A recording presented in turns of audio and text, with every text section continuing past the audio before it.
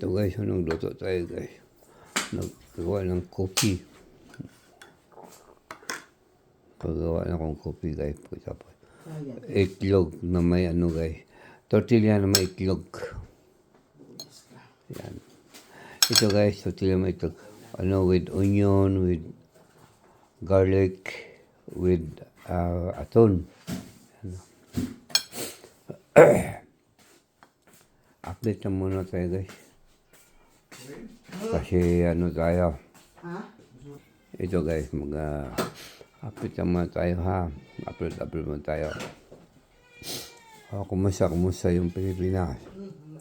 Kumusta yung mga nakawan ng kaban ng pera at malitang pera. Diba guys? Ganyan ang Pilipinas talaga.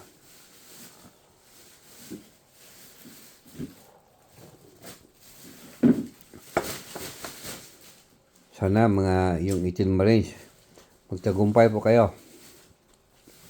Saludo po kami sa inyong lahat. Kumusta ng balita ni Tatay Digong? Hindi ko pa alam kung anong balita ni Tatay Digong. Grabe, no? Sabi ni Jojo Di Guzman, napanood ko yung ano niya. Parang bininta na talaga ang Pilipinas, no? Bininta na sa ating presidente. Grabe. Abot sa buong mundo. Papayag ba kayo, guys? Nasaan na yung tapang ng Pilipino ngayon? Parang wala na eh. Hindi katulad ng panahon nila ni Guanzo, na Tony Gonson. Tinatalo ba siya na Tony Gonson? Kasi nabutan ko yung napanood ko yung mga gulo sa Pero basta pa naman siguro ako. Sa palagi ko sa mga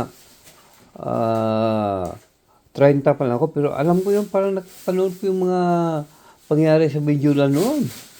Oo, promise. Nung year ba yun? Kasi 1964 ako eh. Nandiyan nga pala ako, 1982 yung Marcelo, di ba? 82. 1964 ako eh. Oo, bata pa ako noon. 72 pala. Yes, tama, 72, 1972. Oo, ano ako noon? High school yata ako. 1972, high school ako. High school o grade 6. Oo. Nandyan ang ko. Hindi lang ako nakapanood sa mga TV kasi wala kaming TV noon kasi nasa probinsya kami. Pero napanood ko na sa mga TV nung makapunta ako sa mga TV, mga balita sa kapitbahay. Kasi wala man kaming TV. Radyo lang. Sa radyo, napanood kong parang napakinggan ko sa radyo. Ay, hindi. Ang napakinggan ko sa radyo, yung si Aquino.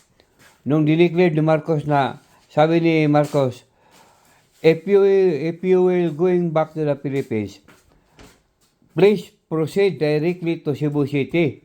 Because if you drop in Manila, you will die. Yan ang narinig ko because at the time, August 21 yun eh. August 21, I don't know kung anong year yun. Kasi ang August 21 is my birthday. Yan ang alilakad yun noon eh, sa Mambaho Camiguin. Alilakad yun. Kaya hindi ko makalimutan yun. Kasi kung si Benigno Aquino, dumaan lang sa Cebu, kung sa Cebu siya nag-drop, hindi siya mamamatay. Wala eh, sa Maynila siya namatay eh. Pero basta yan lang siguro para sa akin. Kasi mismo in-announce ni Marcos eh. Benigno Aquino, Jr. Senior ba yan? If you want to going back to the Philippines, don't drop in Manila. Proceed directly to Cebu City. International Airport.